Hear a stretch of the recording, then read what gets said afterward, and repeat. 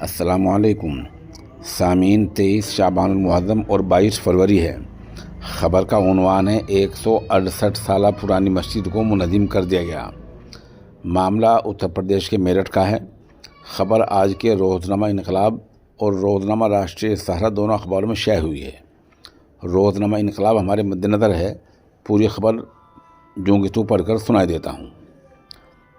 Delhi road پر واقع rapid rail corridor کے بیچ میں آنے والی سڑک کے بیچ میں آنے والی 168 سال پرانی مسجد کو منہدم کر دیا گیا ہے۔ جمعے کو مسجد انتظامیہ کے لوگوں نے خود سے ہتھوڑے کا استعمال شروع کر دیا۔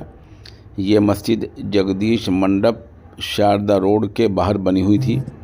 پہلی بار آج اس مسجد میں جمعے کی نماز ادا نہیں ہو سکی۔ مسجد کے امام قاری جمیل احمد نے انقلاب کے نمائندے کو بتایا کہ مسجد کا گیٹ پہلے ہی ہٹا دیا گیا تھا، بجلی کا کنکشن بھی کل کاٹ دیا گیا تھا۔ جمعرات کو ADM سٹی برجیش سنگھ مسجد پہنچے اور بات چیت کی۔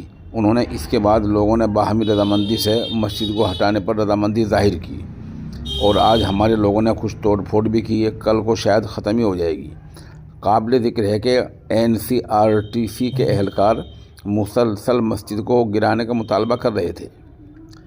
جمعرات کی رات ADM city Brijesh Kumar Singh NCRTC حکام کے ساتھ موقع پر پہنچے۔ انہوں نے مسجد کے امام صاحب کو بلایا اور رضامندی سے مسجد کو ہٹانے کو کہا۔ مسجد کے ذمہ داران کو بھی بلا کر سمجھایا گیا۔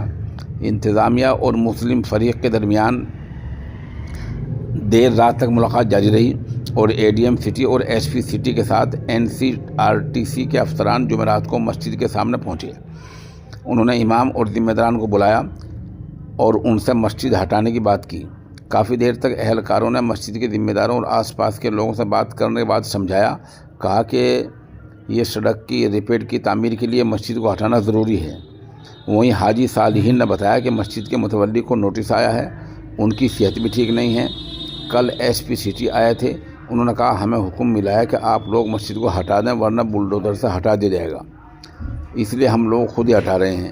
ہمارے پاس 1857 کے کاغذات ہیں۔ انہوں نے کہا ہم چاہتے ہیں انتظامیہ ہمیں مسجد کے بدلے مسجد دے دے یا ہمیں مسجد کے بدلے جگہ دے دی جائے۔ انہوں نے بتایا کہ کل یہاں جمعے کی نماز بھی نہیں ہوئی ہے۔